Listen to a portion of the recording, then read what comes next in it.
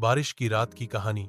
एक बार की बात है, एक छोटा सा गांव था, हरियाली से भरा, शांत और सुकून भरा। उस गांव में एक बूढ़ी दादी रहती थीं, जिनका नाम था अम्मा। वे अकेली रहती थीं। उनका बेटा शहर चला गया था और अब केवल उनकी यादें ही उनका साथ निभाती थीं। उस रात तेज बारिश हो रही थी, बिजली कड़क रही थी और ठंडी हवाएं खिड़कियों से टकरा रही थीं। पूरा गांव अंधेरे में डूबा था क्योंकि बिजली चली गई थी। अम्मा अपने छोटे से दिए की रोशनी में बैठी थीं और पुरानी रजाई ओढ़े खामोशी से कुछ बुन रही थीं। अचानक दरवाजे पर दस्तक हुई।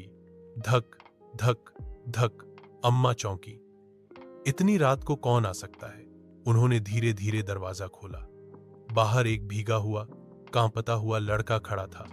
गीले कपड़े, नंगे पांव और आंखों में डर। दादी, मुझे ठंड लग रही है, रास्ता भटक गया हूं, क्या मैं यहां रात बिता सकता हूं? उसने धीमे से कहा। अम्मा का दिल पिघल गया। उन्होंने बिना एक पल गंवाए लड़के को अंदर बुलाया, रजाई ओढ़ाई और चूल्हे पर गर्म दूध चढ़ा दिया। फिर उन्होंने अपने हाथों से एक पुराना सूखा कंबल निकालकर उसे ओढ़ाया।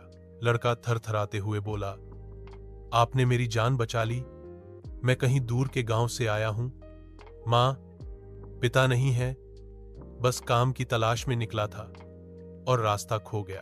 अम्मा की आंखों में आंसू आ गए, जैसे उन्हें अपना बेटा मिल गया हो। सुबह जब सूरज निकला और बादल छंटे तो गांव वालों ने देखा, अम्मा के घर में फिर से रौनक थी। उस लड़के ने अम्मा को मां कहकर पुकारा और फिर कभी उस घर को नहीं छोड़ा।